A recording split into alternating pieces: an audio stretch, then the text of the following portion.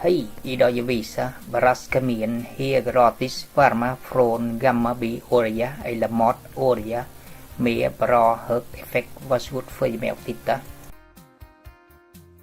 Nu jag måste rita hur kan hitta få bli varma gratis till Braskamin. Här jag ritar ett ben och andra sidan ett ben till och tredje ben som triangel och mitten blir luftintag. Här jag ritar en fläck. Här ska bli brännare och borra många hål här. Om man vill bra och hög effekt ska borra flera hål. Rita färdigt. Midriktning ser ut så här. Och här har fläck blåsa in luftintag och här en tank som rinner ner olja. Kommer in där. Uppåt jag borrar 7 hål och nära varje rad 6 hål gånger 6 blir 36 hål. Och 3 mm bort, så är det. Nu jag hittar ett rör ska använda vilken slip och skära en bit.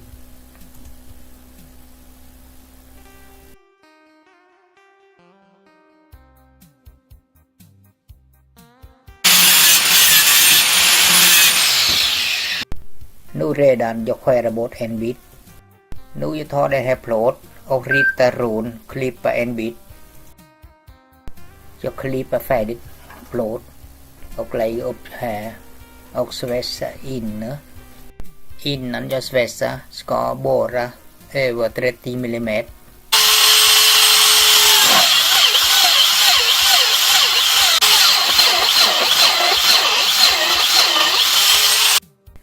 Om jag svässar innan och borrar stor hål så här, inte så lätt. När jag borrar använder det här tång kan hålla, annars det går inte. Nu jag börjar svässa in det här.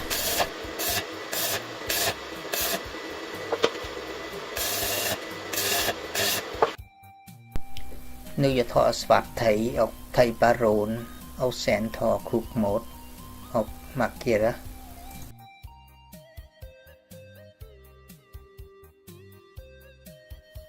Efter jag tar vinkelslip och kan skära runt ställen som jag markerar. Efter jag skär färdigt jag använder skipnyckel, kan böja ner. Den här rör ganska tjock, 5 mm, inte så lätt böja.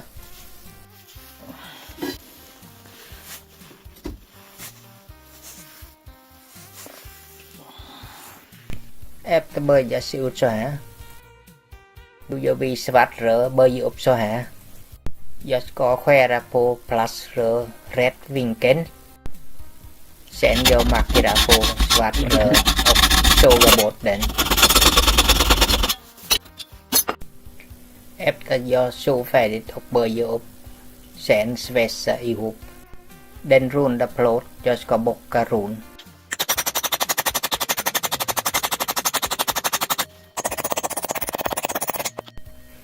Efter bocka runt, jag ska lägga upp och svässa ihop här.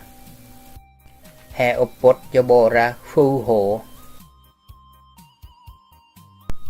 6 hål runt jag borrar snett så här. I mitten jag borrar rakt. I sidan jag borrar rakt. Men 6 gånger 6 blir 36 hål. Nu börjar jag sätta in brännare och svässa ihop. Nu jag svässar kamin varma ser ut så här. Den här jag bygger ser så liten men är mycket hög varm effekt. Vanligt om man bygger hög varm effekt måste bygga jättestor. Den här fläck också liten men det blåser mycket starkt. Nu jag visar nära, ni kan se hur det ser ut.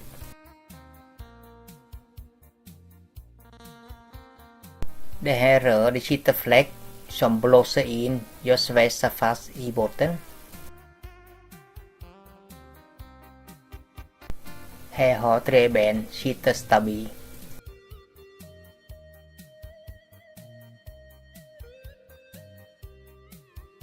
Hè giờ thọ liter sve sậy húp dưa som en track som rinna nia olja.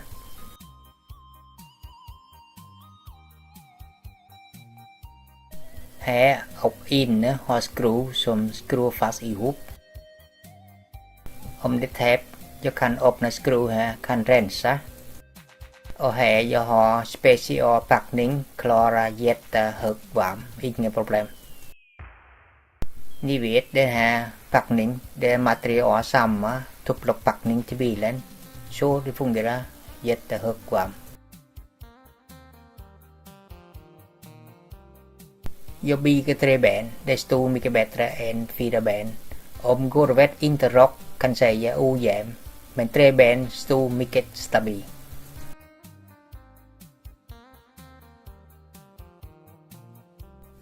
Nu jag börjar mäta husstorlek på det här målet.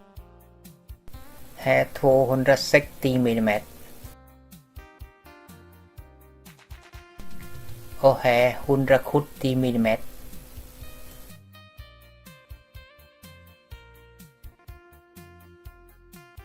Här innan jag börjar 140 mm.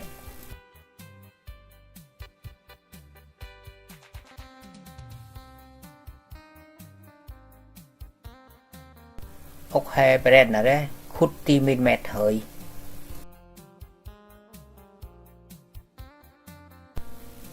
Från här cirka 260 mm.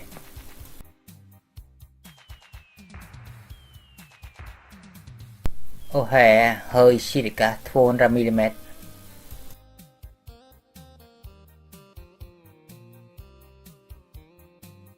Det här är lång 110 mm. Jag hittade den här fläck mycket mindre än min tumme. Men det här är mycket starkt och drar mindre ström. Ni kan se den här fläck är liten men mycket starkt drar mindre ström.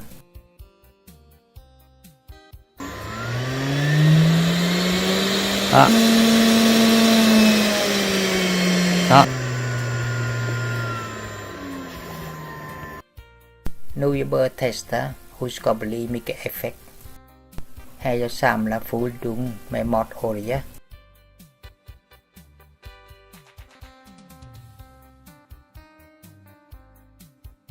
Här jag bygger halva litern. Ska fylla in olja och rinna ner sakta. Nu börjar jag fylla in olja. Först ska fylla in olja här. Efteråt jag tar servettpapper och lägger in och lätt tända.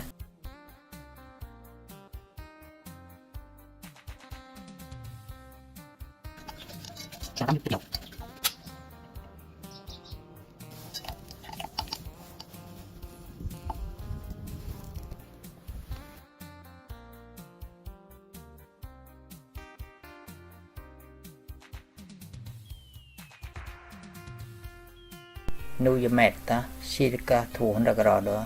Efter jag ger mig luft kommer mer varm hög effekt.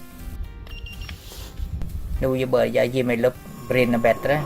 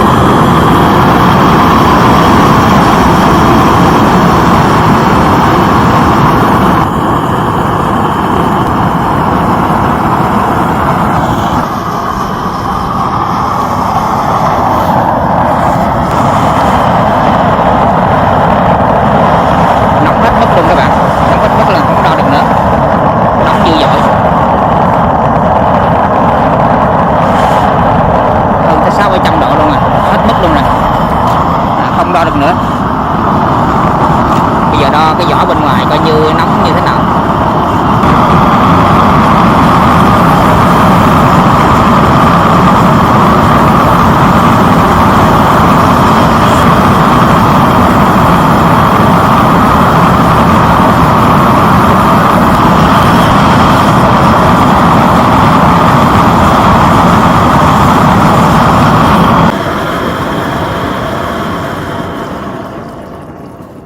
Den här liten men mycket bra och varm hög effekt. Jag har mätt ut och in mycket varm hög effekt.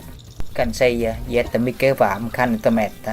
Nu jag sätter upp frånskivor. Kan testa igen.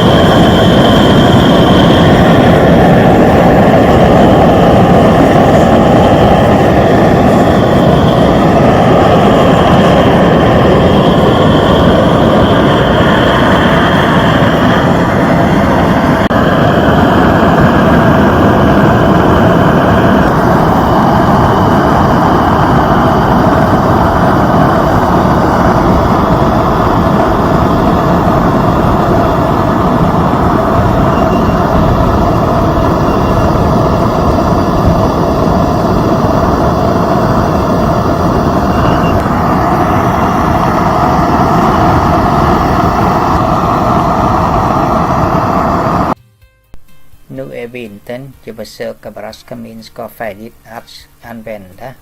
Ute väldigt kallt. Nu jag går in huset, visa hur fungerar min Braskamin.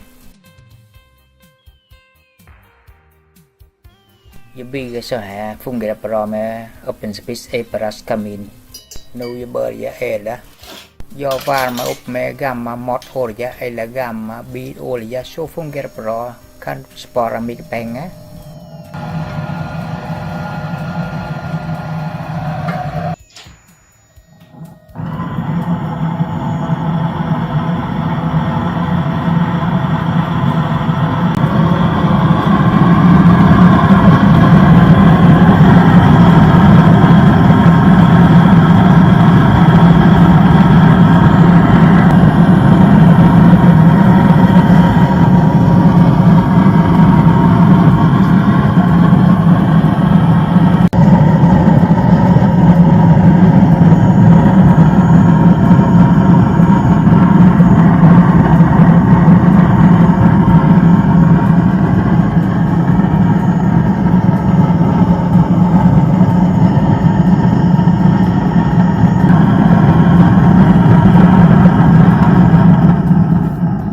Ni kan se här om jag vill med effekt bara höja fläkt.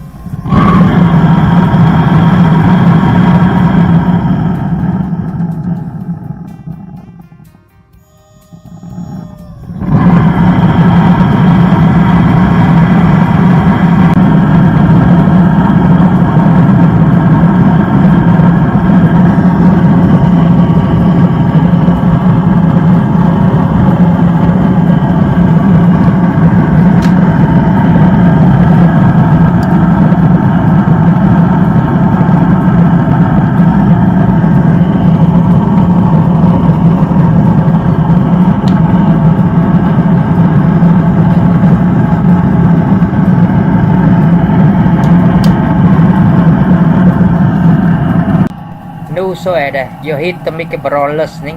Kan varma helt gratis från gammal bilolja eller gammal matolja. Men passar bra i öppen spis eller braskamin. Lycka till, hej då, bye bye.